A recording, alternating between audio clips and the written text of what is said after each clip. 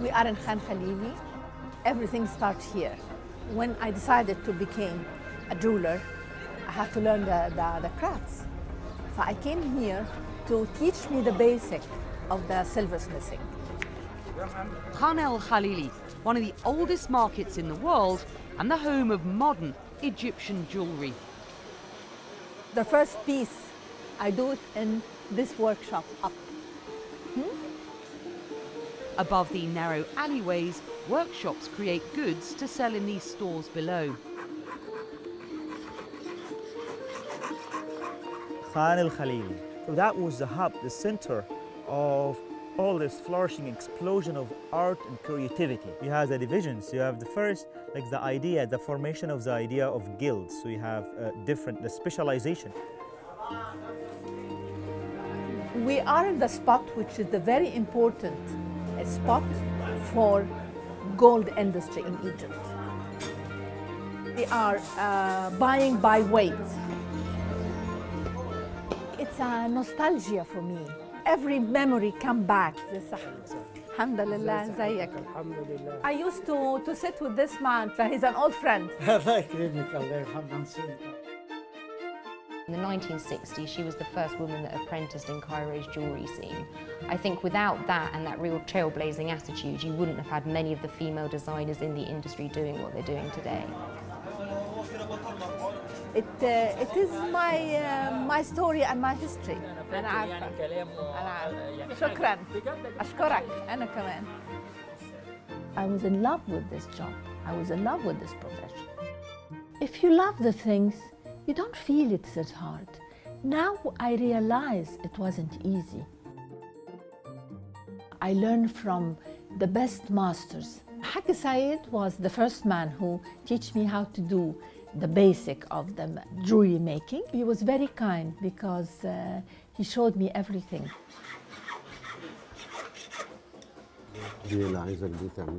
Mohammed Ibrahim is a master craftsman in Khan al Khalili and was an apprentice at the same time as Azza.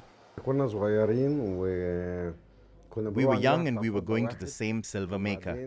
I remember she used to wear a very simple overall. She didn't care about wearing makeup. Azza Fahmy is still the pride of Egyptian women, the pride of Egyptian jewelry. The situation here in Khan Khalili changed a lot because of the dyeing crafts. The young generation, I mean, they don't want to work as their father and grandfather.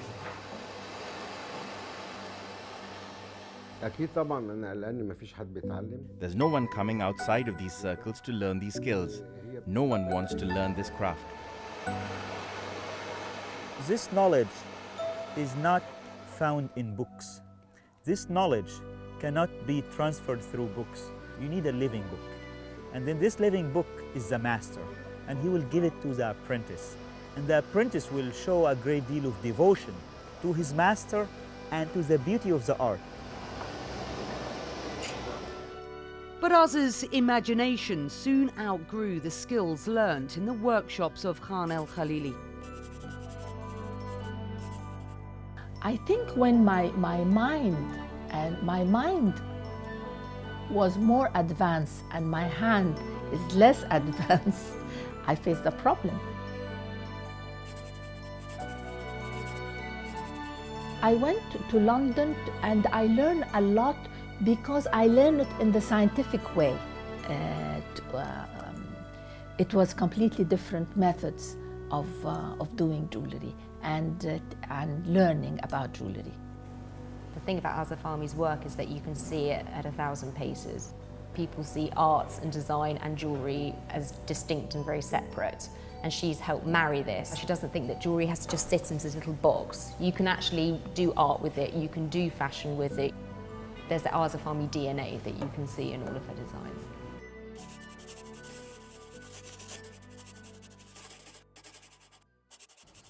Do you remember when we did this?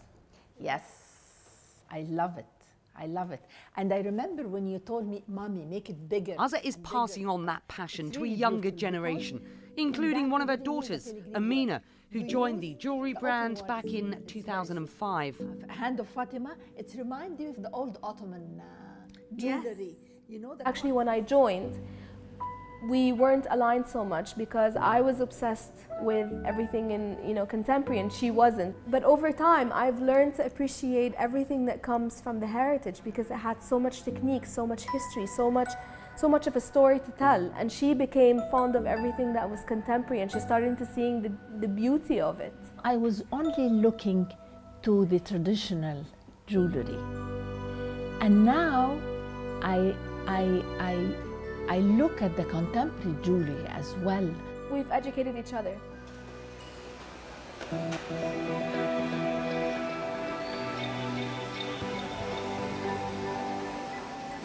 We are now in our workshop. We do all the production, from design and from prototype and from making. Everything's done here. Contemporary designs using the techniques of the past.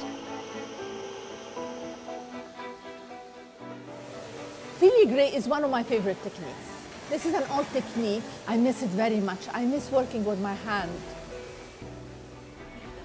It's very important to keep this technique and develop it in a contemporary way to keep our identity and to have an identity.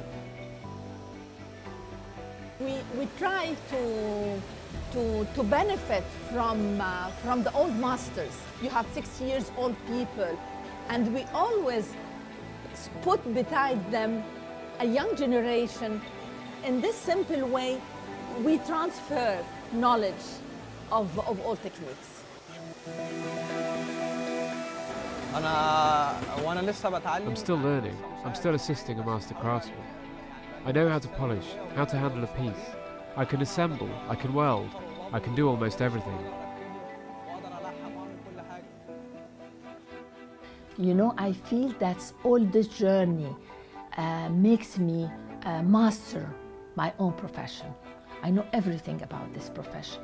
I know artistically, I know historically, I know how to do it and design it. Today, Azza is taking her skills in a new direction.